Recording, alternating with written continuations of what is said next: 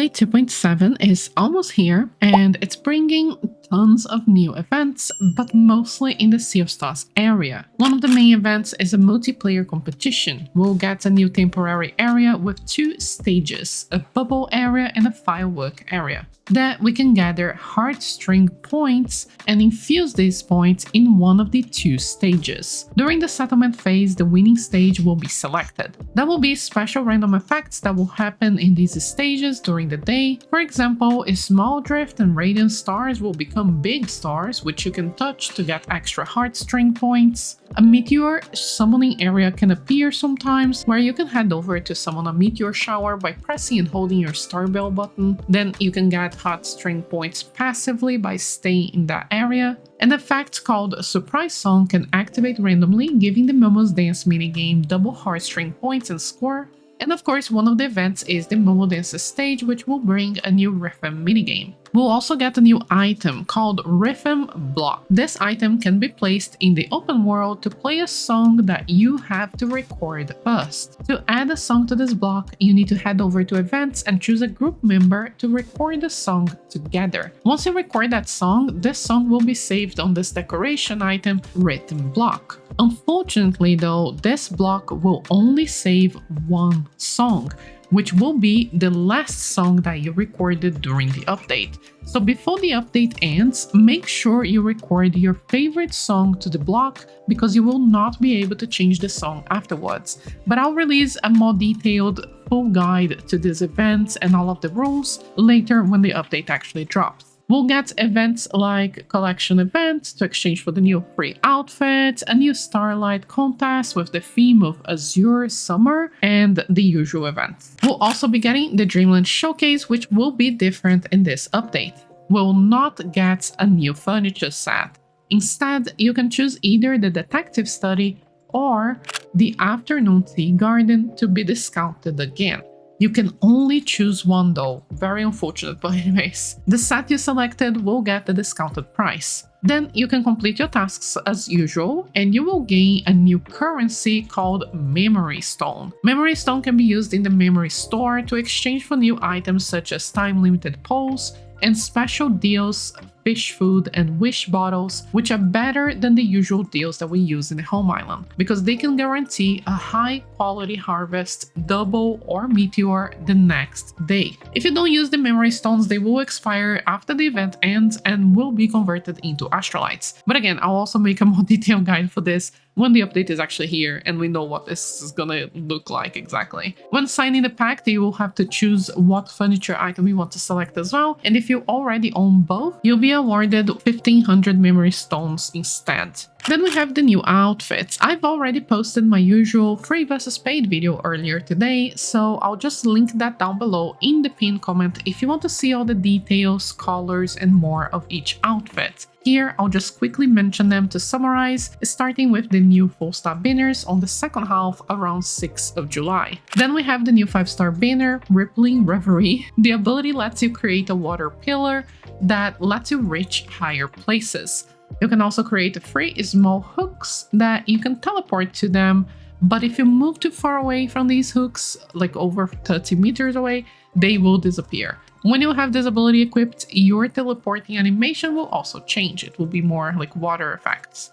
This banner will also bring a 4-star outfit, the Warm Miracles, which has a whimsicality and will bring a handheld to claim at the compendium, which I imagine is the little star here. On the first half of the update, so before 6th of July, before 5th of July, we'll get the rerun of these 2 4-star banners, Enchanted Writing and Water's Echo. This will also bring new handhelds. And on the second half, so after the 6th of July or 5, depending on your time zone, then we'll get Enchanted Encounter Rerun, as well as its 4-star outfit. And I'll also post video showcases of all of the banner reruns tomorrow, so you can decide whether you're pulling in 2.6 last day or not. Then we are getting a free event outfit and 2 shirts if you complete their event tasks. And the free Starlit store, which looks pretty good this time. Then we have the store, which is packed with new outfits and also rerun outfits and items. such as a top-up outfit with a prop that they have not revealed yet, but should be the usual carnival-themed prop, a new full-star outfit for 680 stellarites, plus 300 stellarites if you want the evolution, a new 3-star outfit for 60 stellarites, a giant 5-star piece that is a giant momo dress for diamonds, a small pack that you pay with real money and log in for 5 days to claim pieces, a new makeup set for 180 stellarites, and a new prop that has a co-op use for real money. Then we have 2 3-star outfits rerunning, the clown for 300 stellarites and heartfelt melody for 60 stellarites, as well as this full-star outfit which will rerun for diamonds. And lastly, the cauldron, fireworks bike, this prop and filter pack, and also the handheld sign are all rerunning. Then we have the optimizations, and they are not as impressive as I was expecting, but we do have quite a few optimizations to the home island which are very needed and very nice. So first of all, Flutter Storm will receive second and final evolution rewards, such as the momo framed moment pose and alternate dance. And then on the final evolution, if you have it, the extra makeup set and alternative pieces. 3 new handhelds can be claimed at the compendium. New 5-star pieces can now be dyed with the dye system and will get glow-up alternatives. Seasonal colors will get its new redesigned pieces, so these 4 pieces will have a new look and they will be sent to the people who own it. In update 2.7, we'll finally be able to access the realm challenges from our home islands, and a new button will be available while in the home islands for home management.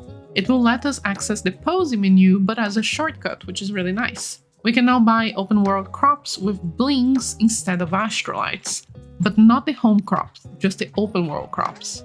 We can now equip a specific crop for small fields, medium fields, and large fields. This will let us plant all seeds in all plots at once by using the usual fusion ability. Improved the small fish selection interface, showing the purchase limit and if it's a home fish or open world fish. A new button will be added to the astral tree for quicker collection and display of the condensation time. Purchase seeds, small fish, and animal foods and seasonings can now be recycled in exchange for astral lights. So if you purchase too much, you can get them back essentially. The amount of material you can select to sell will be increased to the maximum amount. So from my interpretation, this will be very helpful because currently when you sell animal drops, you can only select 999. But starting on the next update, I think it will let us select the maximum amount, so that's gonna save a lot of time, which is great. But also, please be careful to not sell more than you usually do accidentally if you're very used to just clicking on the arrow.